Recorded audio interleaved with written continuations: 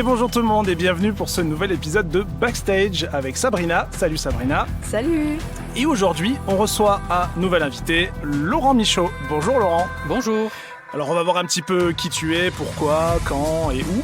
On va faire comme d'hab, dans notre petite émission, maintenant on commence à avoir l'habitude. On va avoir nos 3 petites parties. La première, notre petit questionnaire, notre interrogatoire artistique. Que Sabrina va tout de suite mettre en place. Allez, c'est parti. T'es prêt? Allez. Nom, prénom, s'il te plaît. Michaud Laurent. Nationalité? Française. Ton âge? 56. Profession? Je sais pas si directeur général d'un studio c'est une profession, mais c'est ça. Et depuis combien de temps? Depuis le mois de septembre dernier. D'accord. Tes goûts musicaux? Très éclectique. J'écoute du jazz, beaucoup, du rap, de la pop, de l'électro. Voilà, je crois que j'ai fait le tour à peu près. T'écoutes de tout? Non, pas de classique. Tout sauf classique. Moins de reggae D'accord. maintenant. Maintenant. Mais voilà, à peu près tout, ouais. D'accord. Fan de littérature? Fan de polar. Oh. J'aime bien les polars, même si je lis un peu moins en ce moment, mais j'aime beaucoup les polars. Quasi exclusivement les polars. D'accord. Un roman favori? En ce moment, je lis une série de quelqu'un qui s'appelle Julia Chapman et c'est les détectives du Yorkshire. C'est vachement gentil, mais voilà. Après, je lis des trucs comme Elroy, Connolly, des trucs comme ça. Voilà. D'accord. Est-ce que tu as un attrait pour la peinture ou une autre forme d'art? En fait, j'ai un attrait pour beaucoup de formes d'art visuel. La peinture, j'aime bien. Je suis assez ouvert. Je vais assez régulièrement à des expositions. Voilà, j'ai pas de période préférée. Je suis plutôt curieux d'un tas de choses, quoi. Assez ouvert sur Oui. la découverte. Oui. Est-ce que tu es plutôt audiovisuel, jeux vidéo ou théâtre? J'aimerais bien être un peu plus théâtre, mais bon, l'occasion m'est moins donnée d'aller au théâtre dans les environs, quoi, même s'il y a des petits théâtres, tout ça. Donc je suis plutôt audiovisuel et puis jeux vidéo par la force des choses, je dirais. D'accord. Et tu as une œuvre favorite dans l'audiovisuel? Oh non, c'est pas possible ça. C'est la question. Non, c'est pas possible, c'est extrêmement difficile de dire ça. Ça dépend des moments, ça dépend des genres. Il y a des films qui sont marquants, des films sérieux marquants, des films de SF marquants. C'est trop difficile. J'aime beaucoup les univers qu'on nous a proposés ces derniers temps, qui ont été largement exploités, sans doute même trop exploités. Mais il y a des choses marquantes. La rencontre du troisième type de Spielberg est un truc que j'ai vu quand j'étais plus jeune et qui est assez étonnant, qui est assez intéressant. Mais je pourrais citer des dizaines de films Oui. marquants, quoi. Oui, c'est un tout en fait qui. Ouais, il faudrait prendre un peu plus de temps pour faire le tour de ça. Plutôt quel genre si on devait choisir un genre alors? Comme je disais, j'aime bien les univers, mais j'aime bien les policiers aussi, j'aime bien les thrillers, j'aime bien les trucs politiques. Globalement, j'aime bien les contenus où on a un scénario bien ficelé, un dénouement inattendu, des personnages creusés, pas lisses, etc. Donc voilà, en ce moment, moi, je regarde beaucoup de séries nécessairement parce que les séries, on a le temps d'installer et l'intrigue, et l'environnement, et les personnages, etc. Donc ça donne des choses hyper intéressantes. D'accord. Et au niveau de jeux vidéo, est-ce que tu as un jeu vidéo préféré? Ouais, j'en ai quelques-uns, mais encore une fois, ça dépend. Des fois, j'ai envie de me défouler, donc un shoot 'em up, ça me va bien. Je me mets en mode God, je triche un peu là, je prends les cheat codes et puis je traverse le jeu à fond et puis je m'adonne à cet exercice de défoulement. Et puis, par ailleurs, j'aime bien les jeux narratifs qui ont un peu de profondeur, qui vont raconter des choses un peu plus consistantes que dans Call of Duty. Et puis donc What Remains of Edith Finch, par exemple, c'est un jeu que j'ai trouvé extraordinaire. T'es un des premiers à me le citer. Waouh. Globalement, j'aime beaucoup ce que fait Annapurna Interactive, qui a une vraie démarche éditoriale, avec des trucs qui sont un peu des ovnis, mais des trucs qui ont une vraie profondeur. Et on ressent tellement de choses quand on pratique ces jeux que moi ça me laisse quelque chose d'indélébile, quoi, ces expériences-là. Ouais, mais ce jeu, si tu connais pas, Sabrina, non, je te le conseille. Moi, il y a même des moments où j'ai eu ma petite larme. Il y a le passage dans la baignoire. Celui-là, c'est très très marqué. Il y a plein de références au conte de la crypte.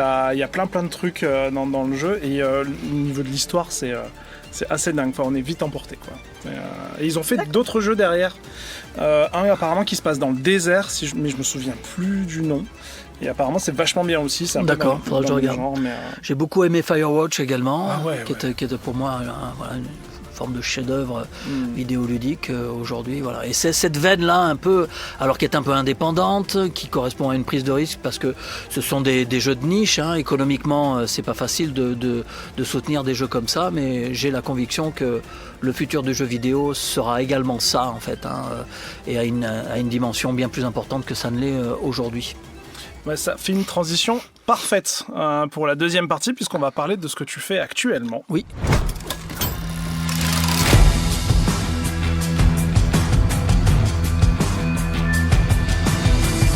Et est-ce que tu peux nous dire chez qui tu travailles ? Alors, je travaille chez Smart Tail Games, qui est un studio de développement de jeux vidéo. J'occupe la fonction de directeur général du studio. Ce studio, il a une histoire qui a commencé en 2016. C'est un studio qui fait du co-développement ou du work for hire, c'est-à-dire la prestation pour d'autres. Et depuis 2016, le studio a travaillé sur plus d'une vingtaine de projets de jeux, a réalisé quelques jeux de bout en bout également, toujours pour des tiers.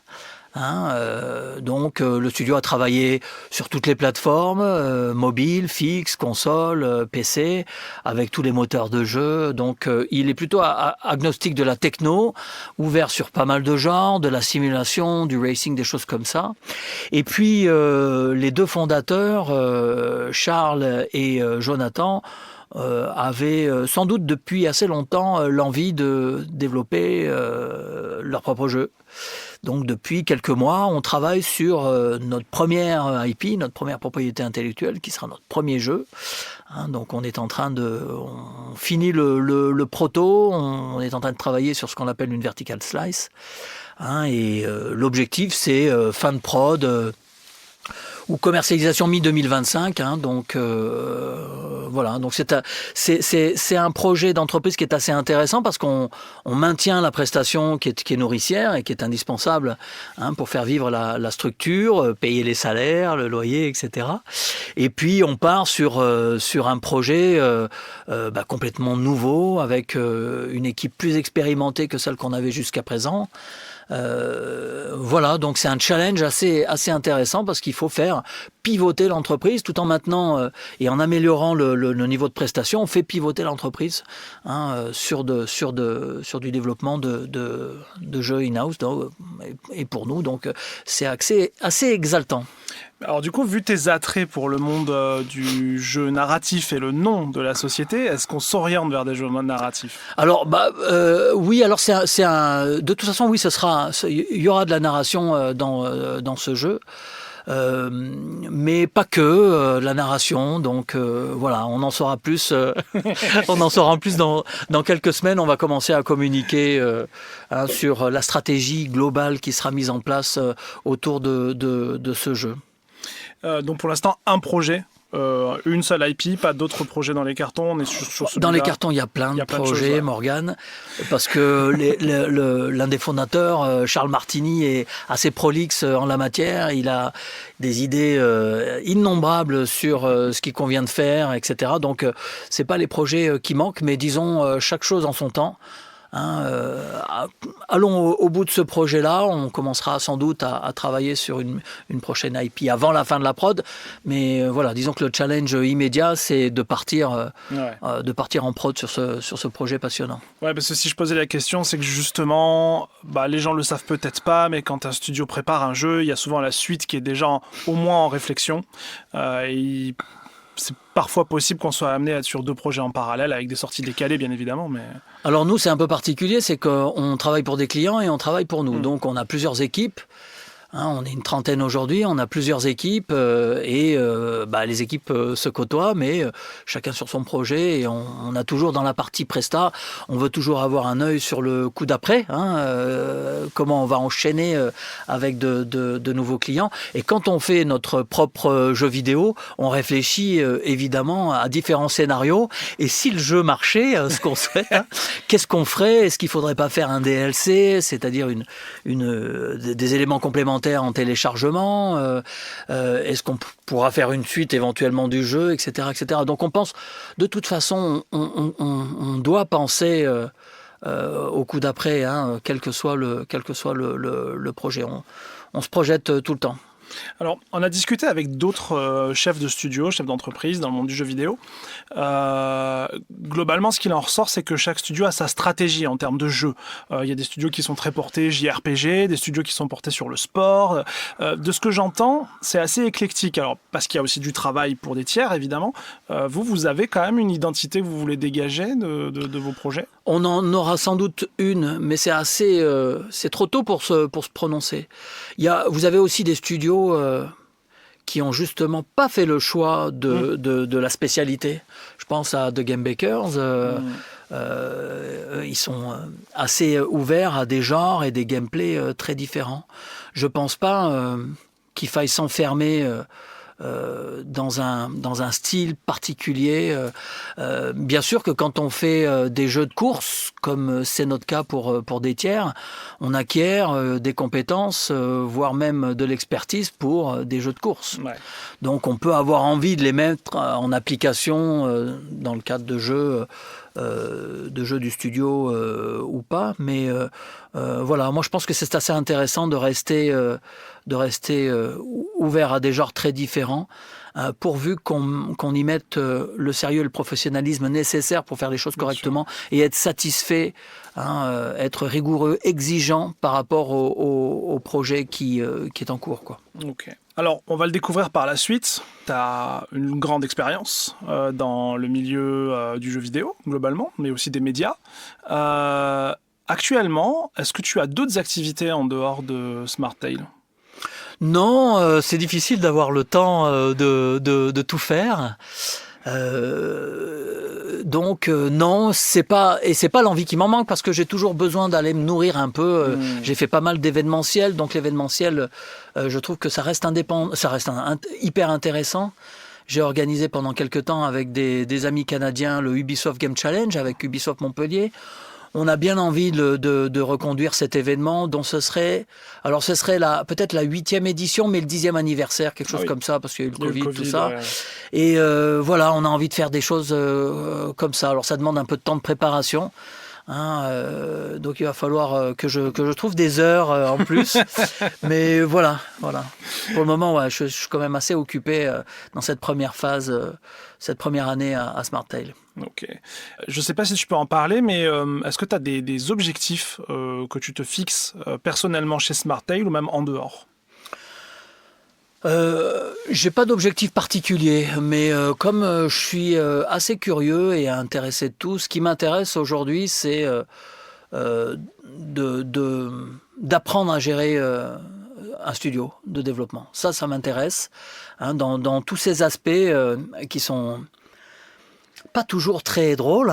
Je veux dire, la gestion administrative, c'est pas forcément le truc qui est épanouissant, mais c'est intéressant de travailler sur de l'organisation, de mettre en place des process un peu rigoureux pour finalement mettre l'entreprise sur les rails de la croissance sans plus avoir à se préoccuper de détails administratifs qui peuvent prendre la tête si on ne les a pas anticipés. Donc c'est ça qui m'intéresse, c'est plutôt de l'optimisation dans la gestion administrative, dans les RH, dans la compta, etc. Et puis je suis assez intéressé également pour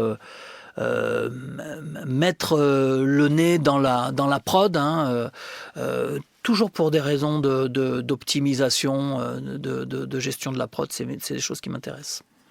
Ok. Voilà, on va pouvoir passer à notre troisième partie. Allez. Qui maintenant va beaucoup plus s'attacher à ton parcours, d'où tu viens, pourquoi, comment, quelles sont tes expériences.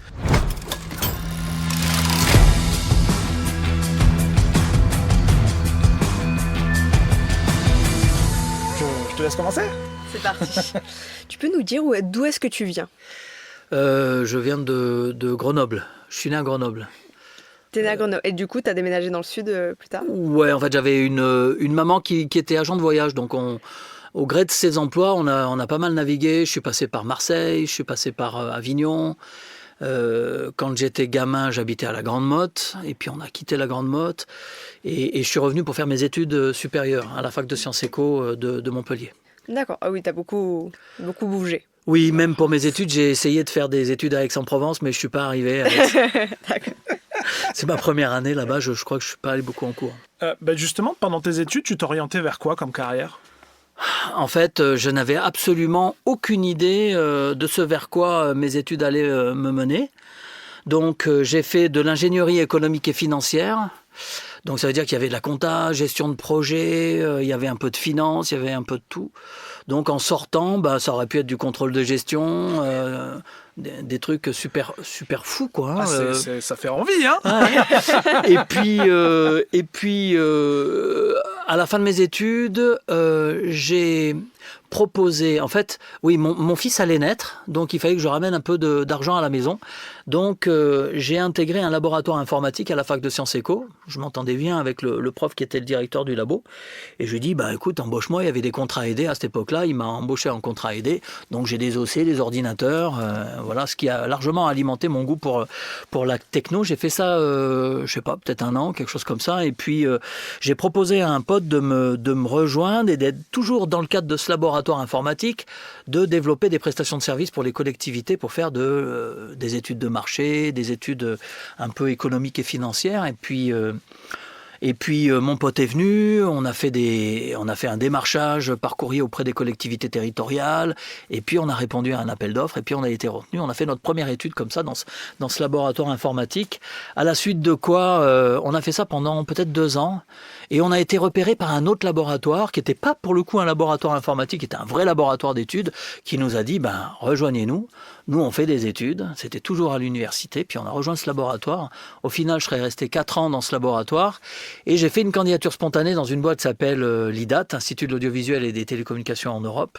J'ai fait une candidature spontanée, et je suis rentré à l'IDAT.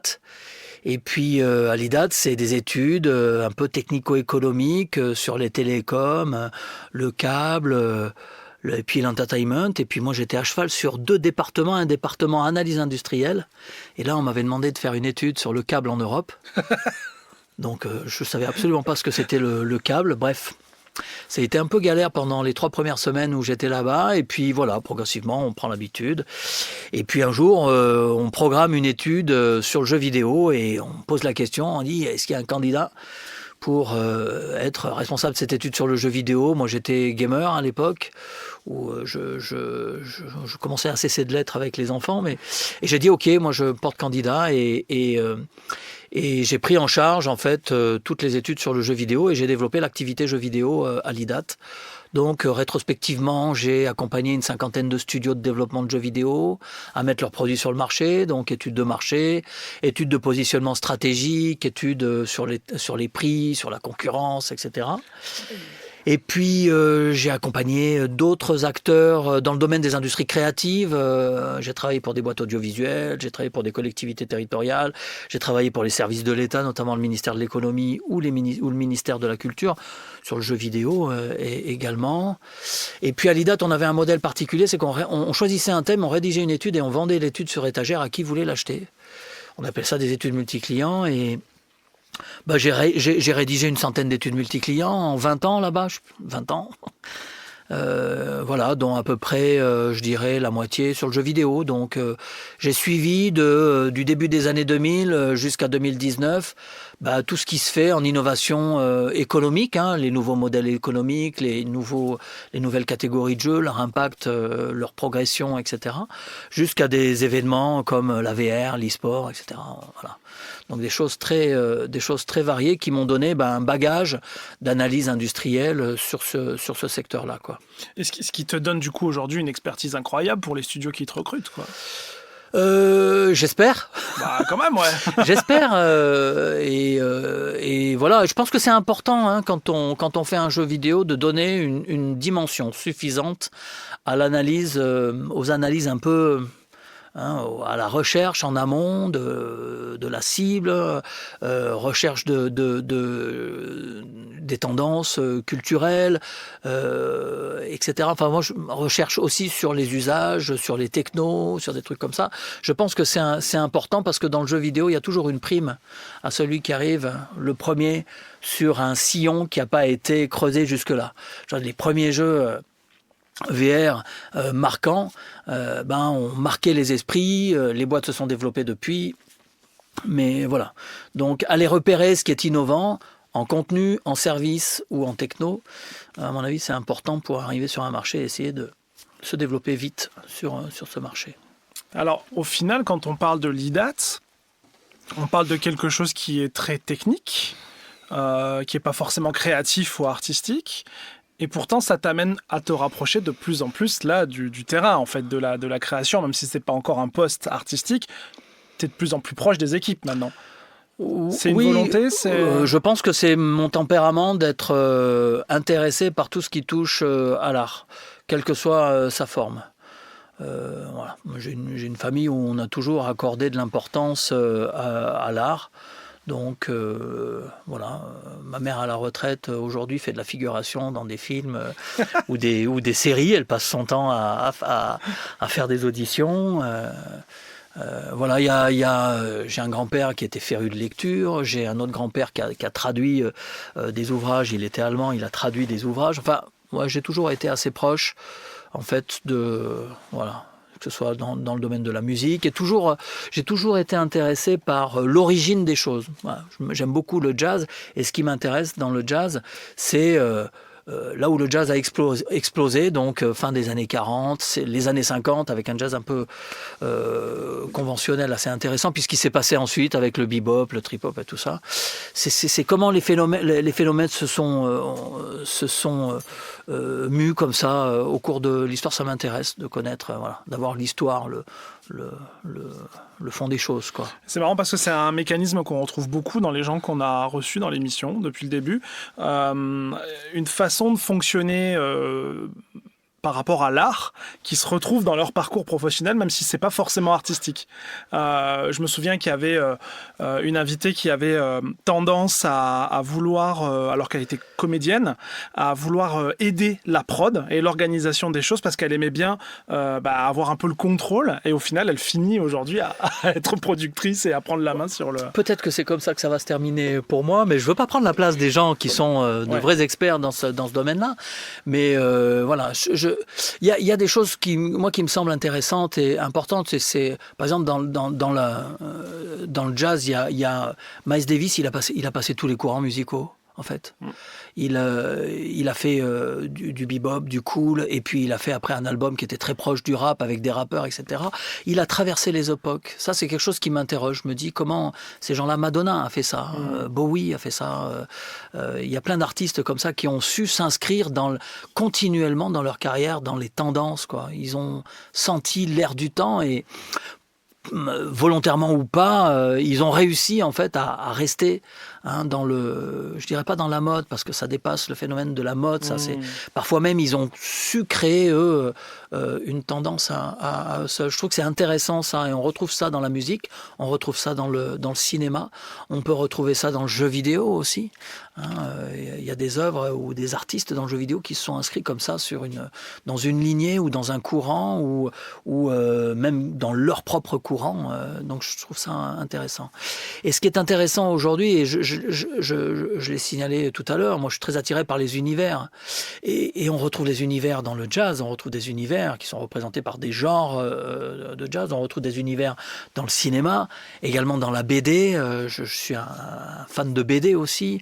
Maintenant un peu de manga, puisqu'il y a un foisonnement créatif dans le manga qui est extrêmement intéressant et qui m'est plutôt transmis par ma dernière petite fille qui adore My Hero Academia, donc je me suis plongé là-dedans, j'ai trouvé que c'était assez intéressant. Donc voilà, ça crée des univers en fait, tout ça. My Hero Academia, c'est un univers assez intéressant qui est post-Marvel, je dirais. Voilà, le Harry Potter, c'est pareil. Dans la littérature et le cinéma, c'est des univers spécifiques. Game of Thrones, ça a été 8 ans assez extraordinaire en termes de série parce que j'ai pas lu les livres. Donc voilà, apporter des univers comme ça, c'est hyper intéressant. La peinture, c'est exactement la même chose. Un Klein, il apporte son univers, Soulages également, etc.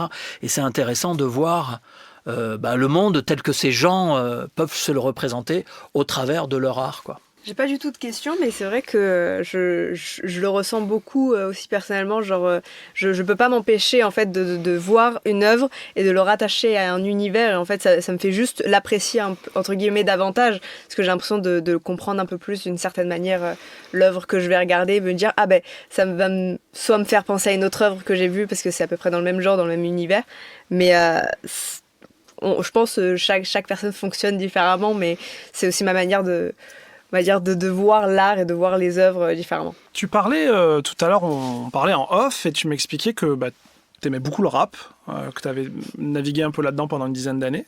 Est-ce que ça a eu ce côté musique, un impact sur ta façon de travailler ?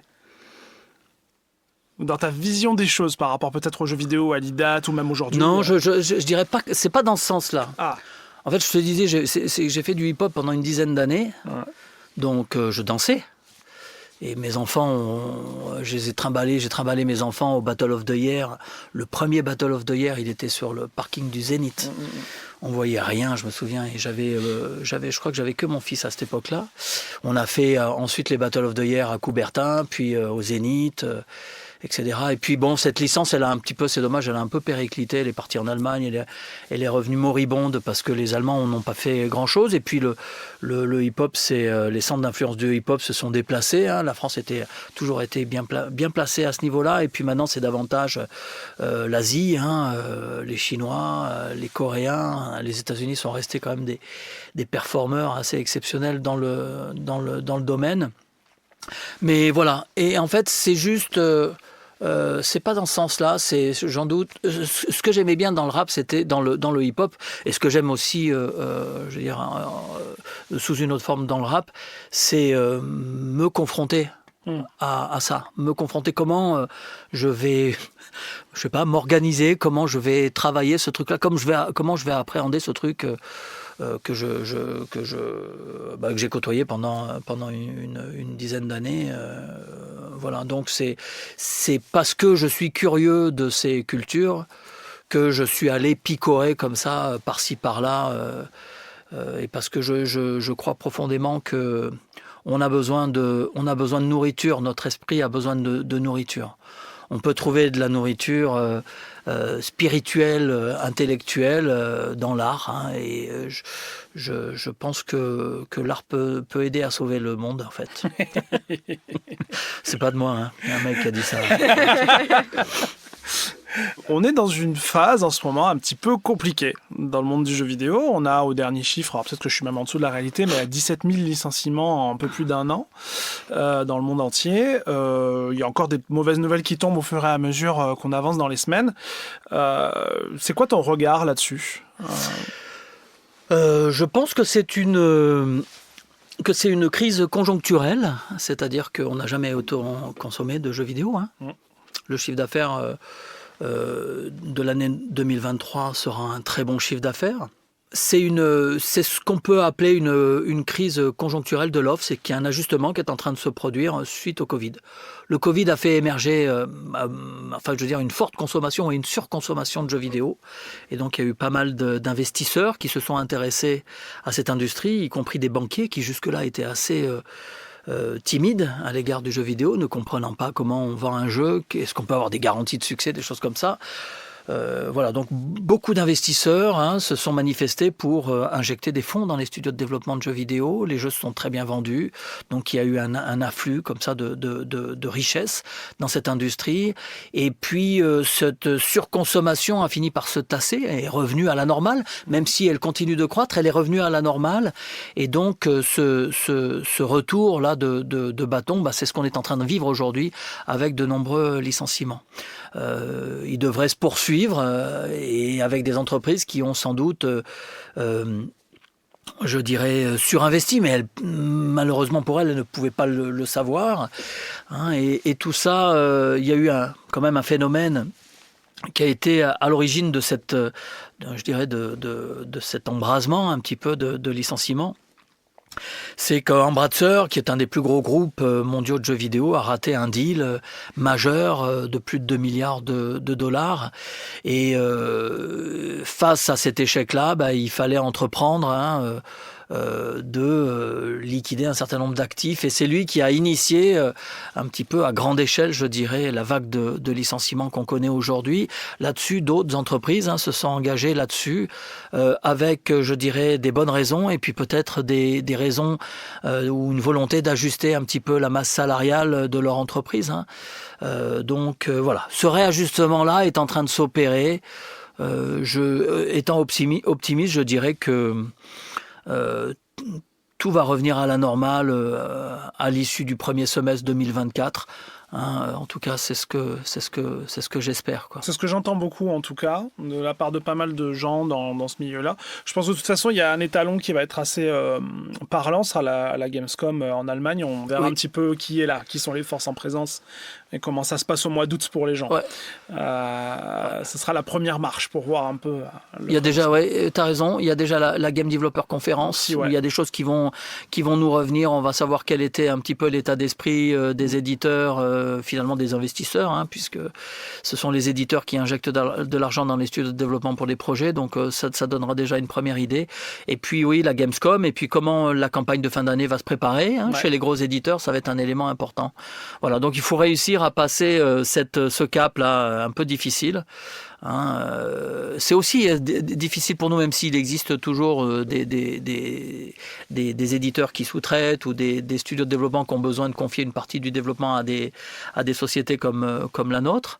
Mais il y a beaucoup de studios aujourd'hui qui n'ont pas réussi à financer leur prod et qui sont désormais prêts à faire de la prestation, sauf que c'est un métier. Mais bon, ça fait de la concurrence, ça nous fait de la concurrence. Donc voilà, c'est une phase qui est un peu complexe, mais voilà, pour moi, elle est passagère. Également, en ce moment, tu as dû entendre parler de l'arrivée un petit peu de l'intelligence artificielle. Donc toi qui as un lien assez fort avec l'art, de quoi tu penses en fait de l'IA et de son impact? Je pense que c'est une formidable opportunité. Après, il faut faire attention à la façon dont ces outils sont utilisés. De toute façon, moi je pars du principe que ce type d'innovation, et il y en a eu avant, et on aura après, elle s'impose à nous. Donc on peut résister, mais je pense que c'est peine perdue. C'est que de toute façon, elle est là. On va devoir l'intégrer. On a tout intérêt à même la maîtriser pour pouvoir savoir comment on va l'exploiter. Et ça, c'est de l'intelligence artificielle, qu'elle soit prédictive ou générative, peu importe. Elle est là, elle peut être utile, il faut s'en servir à bon escient. Alors c'est vrai qu'il y a un certain nombre de métiers qui sont d'ores et déjà impactés aujourd'hui. Mais je dirais que ces métiers-là, ma fille est graphiste, et elle s'est interrogée sur la concurrence qui est exercée par l'intelligence artificielle. Il faut déplacer un petit peu le curseur. Je pense qu'aujourd'hui, une grosse compagnie sera toujours intéressée par employer quelqu'un qui maîtrise l'intelligence artificielle et qui sait l'utiliser et qui sait s'organiser avec elle, que quelqu'un qui est réfractaire et qui est désarmé finalement par rapport à ce qui est en train de se passer. Alors, c'est difficile aujourd'hui de dire de déterminer le point d'arrivée. Mais on sait qu'on doit être actif, nous, par rapport à ce qui est en train de se passer. On sait qu'aujourd'hui, et il y a plein de boîtes qui utilisent l'intelligence artificielle, et même des boîtes des boîtes internationalement reconnues dans le domaine de l'animation, qui utilisent l'intelligence artificielle pour travailler sur des maquettes d'environnement, des choses comme ça. Elles en font pas nécessairement la promotion, mais elles veulent gagner du temps, en fait, ces boîtes-là. Elles veulent aller plus vite sur le dessin des environs.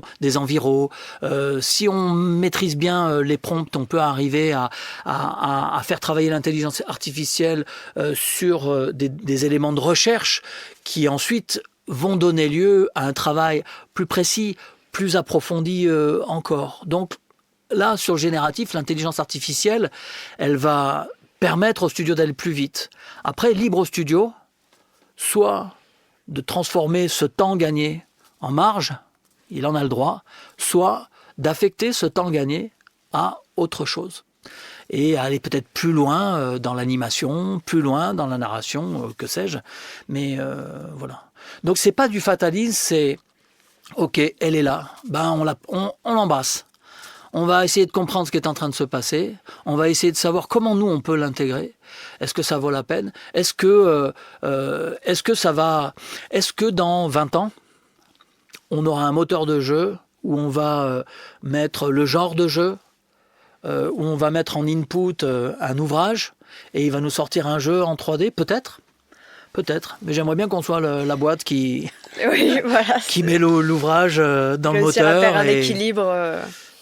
Voilà, je pense que l'industrie,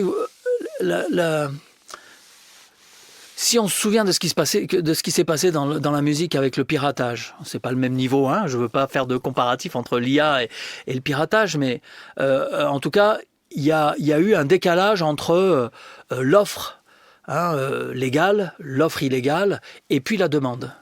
Tout le monde a, à un moment donné, enfin moi en 95 j'étais à l'université, dans ce labo il y avait une fibre extraordinaire, hein, j'ai refait ma discothèque comme ça. Et puis aujourd'hui, j'ai abonné toute la famille à Spotify. Les usages ont radicalement changé. Est-ce que la musique a changé ? Elle est restée là. Est-ce que la créativité a été impactée par cette nouvelle forme de distribution ? Non, il n'y a jamais eu autant de richesses créées au niveau musical depuis que les technologies numériques sont arrivées, que tout un chacun peut aujourd'hui créer sa musique, la mettre à disposition. Voilà. Alors après, les artistes sont peut-être un peu délaissés en termes de revenus. Il faut trouver des bonnes solutions pour ça. Mais voilà. La musique, en fait, a connu un bouleversement technologique, mais finalement, elle est toujours là. Vous voyez, il y a des bacs de vinyle, il n'y en a jamais eu autant à la FNAC. On vend de moins en moins de CD. Je dois être le seul à la FNAC à acheter des CD de jazz, parce que je préfère avoir un CD de jazz pour écouter sur ma belle enceinte, sur mes enceintes que j'ai fabriquées avec un pote, etc. Mais voilà. Donc, les médias se transforment. Qui aurait cru que les feuilletons télévisés allaient être remplacés par des Netflix.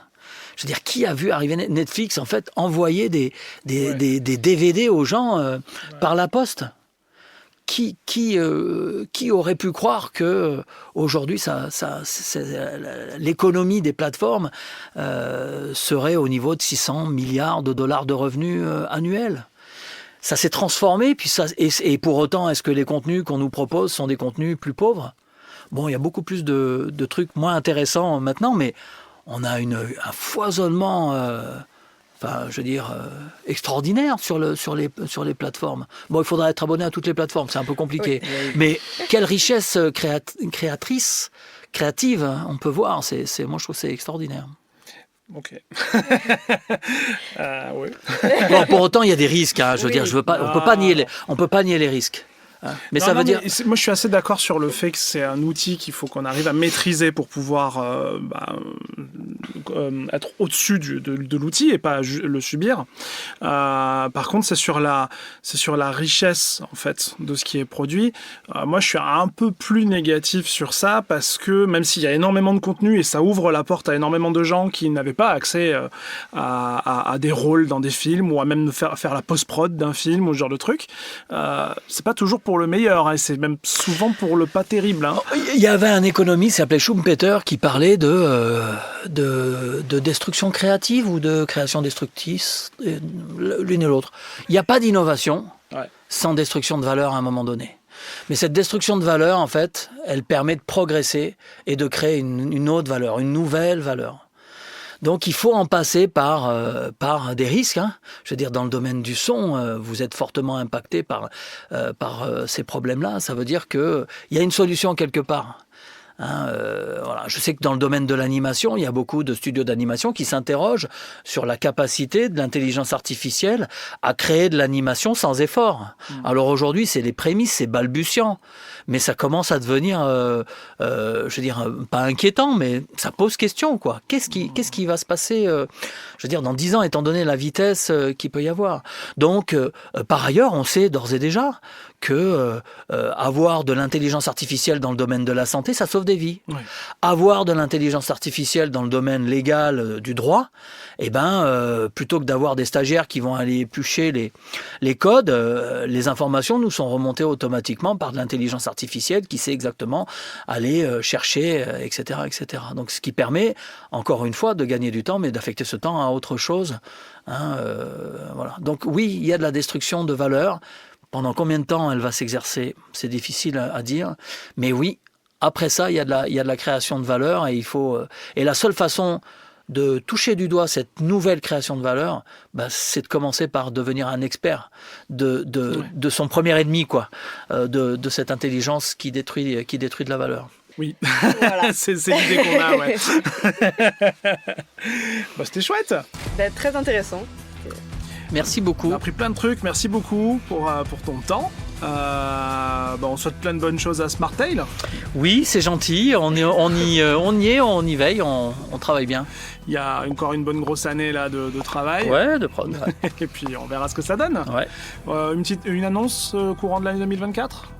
Oui, en fait, avant la Gamescom, on fera des choses. Allez. On fera des choses. Ah voilà, très bien. Très intéressant. Oui. On se tient au courant. Avec plaisir. On suivra ton actualité, celle de Smartail, avec grand intérêt.